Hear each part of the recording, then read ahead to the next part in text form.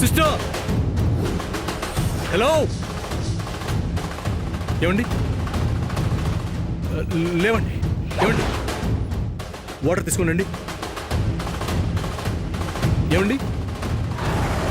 ఏమండి? ఏమండి? ఏమండి? బాబు, వాటర్! హలో, ఏమండి? ఏమండి?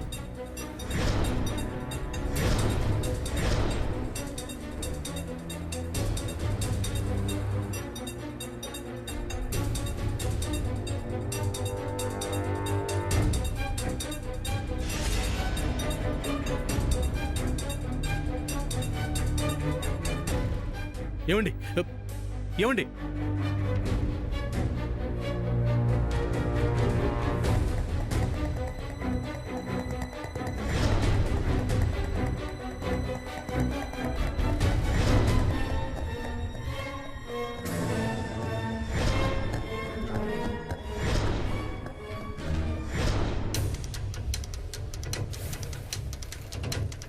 వాటర్ తాగండి.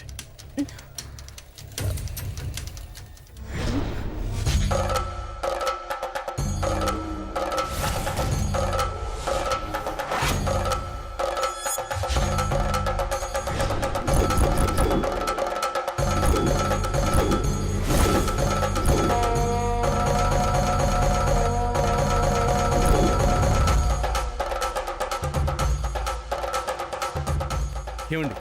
కంగారు పడకండి, వాటర్ తాగండి.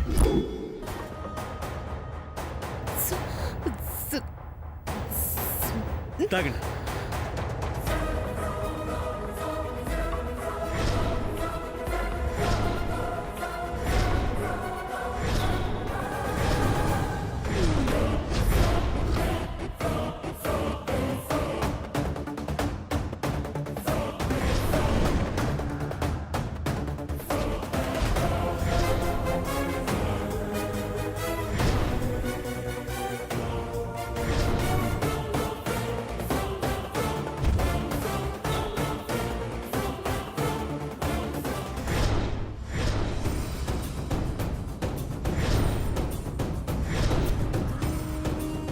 లో బీపీ, వెంటనే తీసుకెళ్ళి ఇంజెక్షన్ చేయించండి.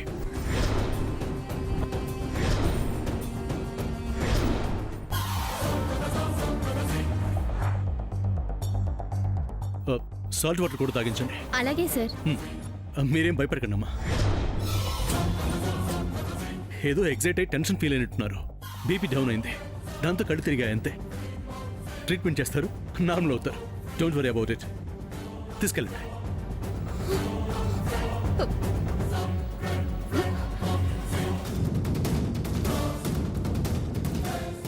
తీసుకెళ్ళండి.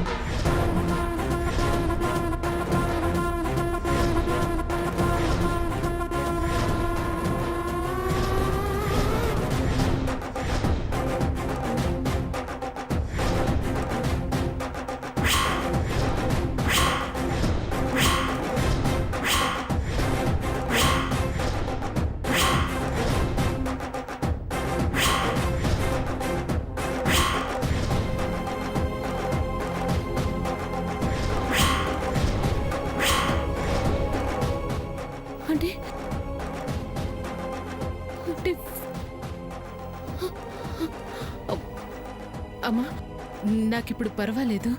మీరు వెళ్ళిపోండి, నేను వస్తాను డాక్టర్ అది దగ్గరికి. కాదండి. మీరు వెళ్ళండి అమ్మా, నాకేం కాదు.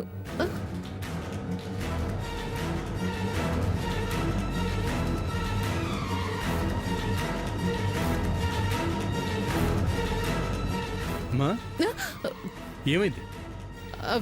ఏం లేదురా, కొంచెం కళ్ళు తిరిగి లో బీపీ అనుకుంటాను, పడిపోయాను. ఇప్పుడు ఓకే కదా?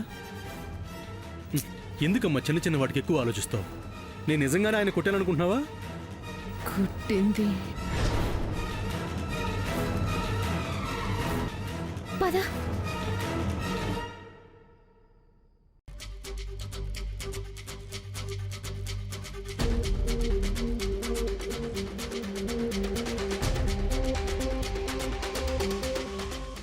ఆదిత్య, డాక్టర్ పిలుస్తున్నాడు.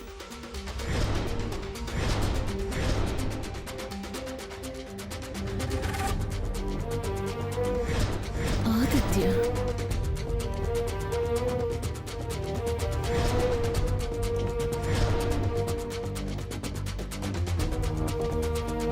అమ్మా రా.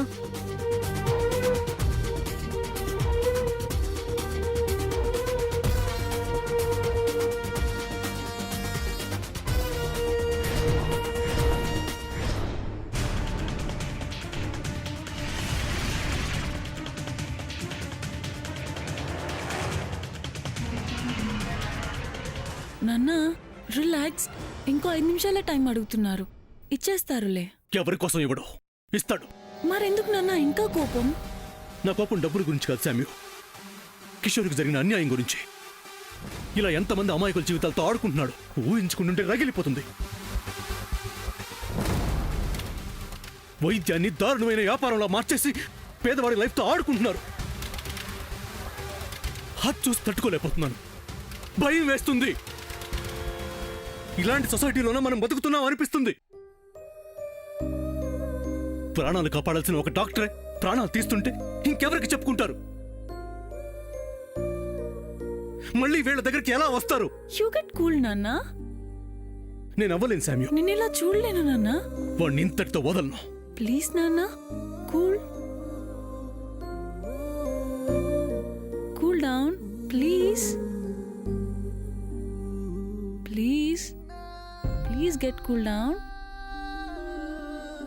ప్లీజ్. స్మైల్ కొంచెం ప్లీజ్. నువ్వు నవ్వవా? Please please please please. Samyu ఇంక చాలు. నీ మొహంలో నేను నవ్వు చూడాలి, నీ సంతోషమే నాకు కావాలి.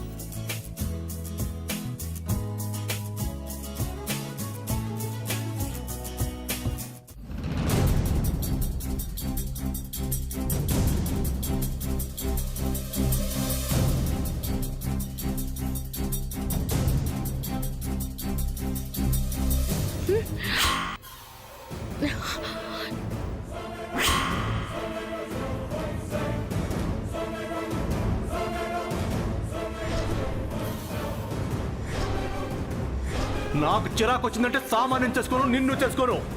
మీ ఇద్దరిని పక్కకు నెట్టి ఏ మూడో దాన్ని వెతుక్కొని చేసుకుంటాను. అప్పుడు ముఖ్యంగా నీకు తెక్క కుదురుద్ది. అన్న మాట నిజం చేసావా? మీ మధ్య ఎంత క్లోజ్నెస్ లేకపోతే ఎంత క్లోజ్గా ఉంటారు?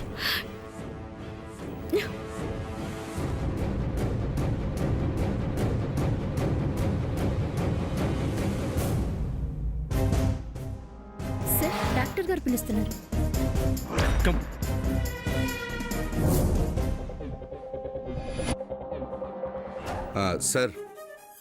సార్ ఇదిగోండి 10 లక్షలు, ఇది 40,000.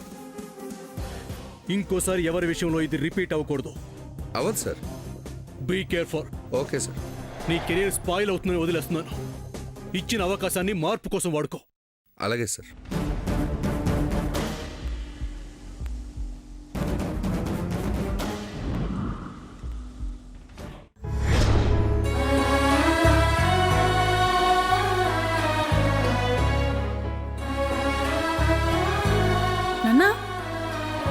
డాక్టర్కి నీ రేంజ్లో బుద్ధి చెప్పా, వణికిపోయాడు. కిషోర్కి ధైర్యం చెప్పి ఆశ్రమంలో వదిలేశాం. ఇంకా మనం నాన్నా నాన్నా ఏంటి నాన్నా ఇంకా అక్కడే ఉన్నావా? మర్చిపోలేకపోతున్నాను శామ్యూ. నాన్నా ప్లీజ్ నాన్నా, రివెంజ్ అయిపోయింది కదా, నార్మల్ అవ్వు. I can't శామ్యూ.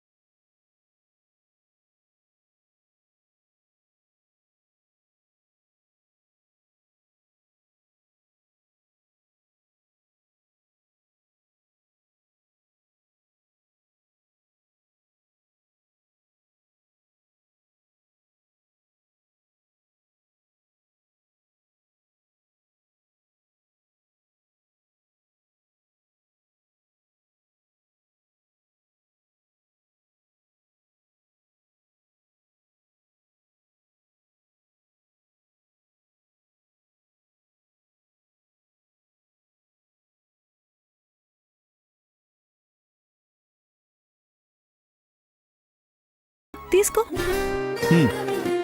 Thank you.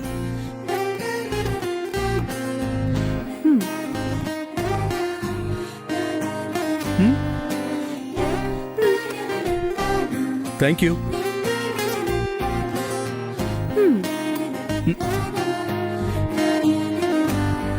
ఇన్నెందుకు సౌమ్యు? తీసుకో నాన్న.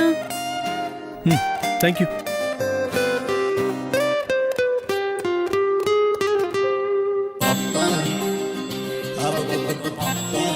Thank you. Thank you.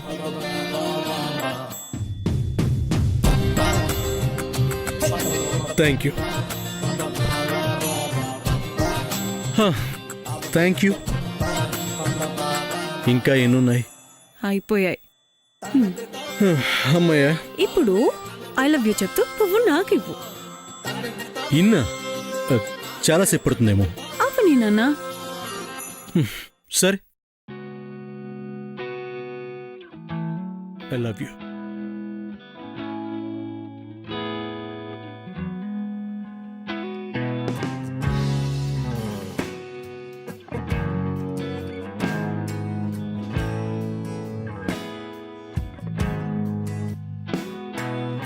ఏమిటేమిటేమిటో ఏమవుతున్నదో ఎతవాలు దారిలో జారేదెక్కడికో చాలు. ఏమిటేమిటేమిటో ఒకసారి కదా చెప్పాను.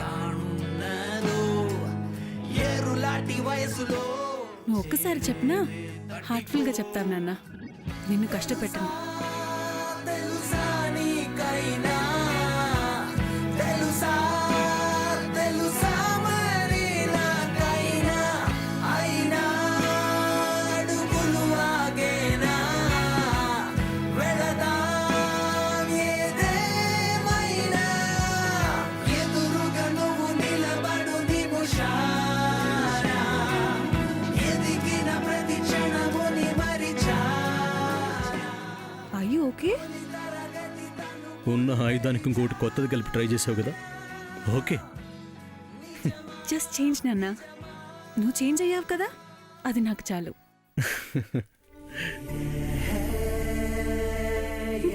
ఈ మూడ్లోనే ఉండు నాన్న. మనం ఇంటికి వెళ్తున్నాం నాన్న. డైరెక్ట్గా ఇంటికి వెళ్ళాలి. ఓకే.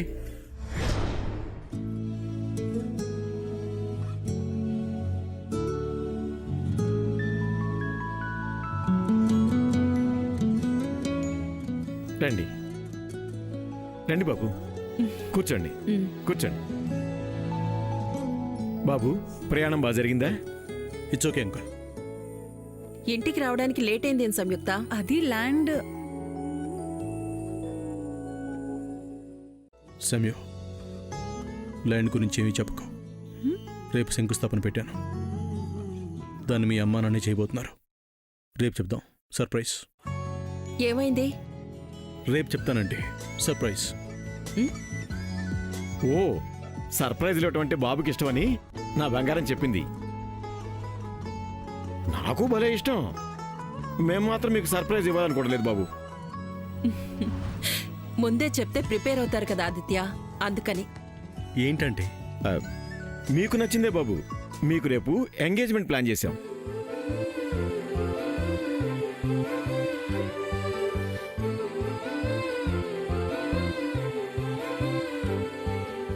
మంచి ముహూర్తాలు కూడా చూసి త్వరలోనే పెళ్లి కూడా చేసేస్తాం.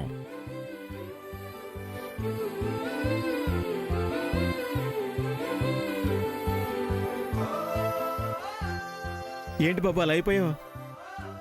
మీరు ఈ మాట అనే వరకు మీరేం చెప్తారో, మా లవ్ని యాక్సెప్ట్ చేస్తారో లేదో అని టెన్షన్ పడ్డాను. ఇంత త్వరగా ఈజీగా అర్థం చేసుకుంటారనుకోలేదు. Thanks uncle. మీలాంటి ఫ్యామిలీ దొరకటం నిజంగా నా అదృష్టం. నీ అదృష్టమే కాదు బాబు, మీలాంటి పెద్ద ఫ్యామిలీలో పుట్టిన అబ్బాయి మాకు అల్లుడు కాబోతుండడం మా అదృష్టం.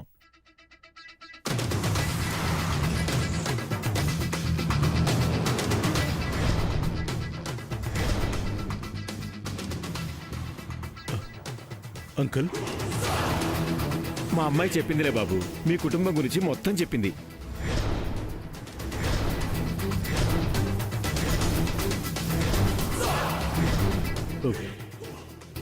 ఏం చెప్పింది? అరే అదేంటి బాబు అలా అడుగుతున్నావు? మీకు అమ్మ, నాన్న, బామ్మ, పెద్దమ్మ, తమ్ముళ్ళు, అన్నయ్యలు, బాబాయిలు, పెదనాన్న, చిన్నాన్నలు అందరూ పెద్ద ఫ్యామిలీ ఉందని చెప్పింది. జాయింట్ ఫ్యామిలీ అని కూడా చెప్పింది.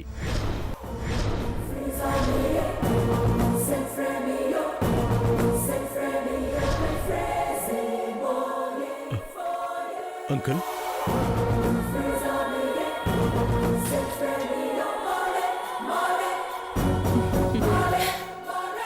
కాబట్టే నేను కూడా మారు మాట్లాడకుండా ఒప్పుకున్నాను.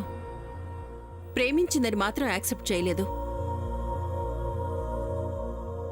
అలా అని నేను ప్రేమకి వ్యతిరేకం కాదు. మేము ప్రేమించే పెళ్లి చేసుకున్నాం. నాకు కానీ ఆయనకు కానీ అబ్జెక్షన్ పెట్టడానికి ముందు వెనక ఎవ్వరూ లేరు. అదప్పుడు మా వరంలా భావించాను. మా కాపురం సాగుతున్నప్పుడు తెలిసింది మనకంటూ ఎవరూ లేకపోవడం ఎంత శాపమో. దాన్ని కడుపున మోస్తూ ఎన్నో అవస్థలు పడ్డాను. దాన్ని కని పక్కన నా అనేవాళ్లు లేక, నాకేం తెలియక ఎన్నో ఇబ్బందులు పడ్డాను. ఇబ్బంది పడుతూనే పెంచాను.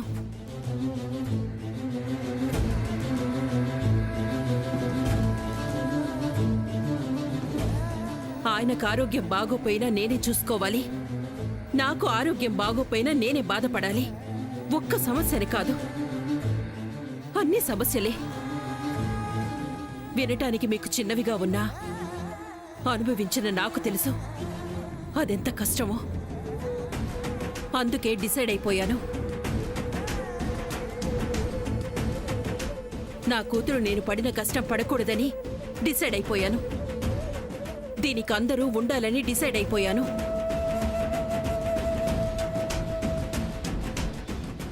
అందరూ ఉన్నారుగా శాంభవి. అందుకే కదా ఫిక్స్ చేశాను. తన చదువును చూసి కాదు, తన హోదా చూసి కాదు, తను మంచివాడని అమ్మాయి చెప్పిందని కాదు, పెద్ద కుటుంబం ఉందని.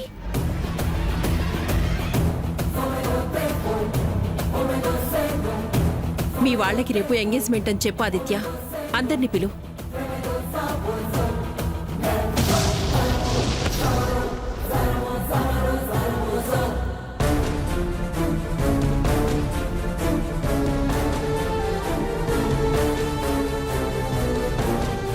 ఏంటలా వెళ్ళిపోయాడు? వచ్చింది ఇప్పుడే కదమ్మా. ఇప్పుడే మన హిస్టరీ అంతా చెప్పాలా? తన జాబ్ గురించో అలవాట్ల గురించో మాట్లాడకుండా ఇదంతా ఎందుకు? డిస్టర్బ్ అయి ఉంటాడు. డిస్టర్బ్ అవడానికి నేనిప్పుడు మాట్లాడకూడదు. ఏం మాట్లాడాను? నేను మాట్లాడతానులే.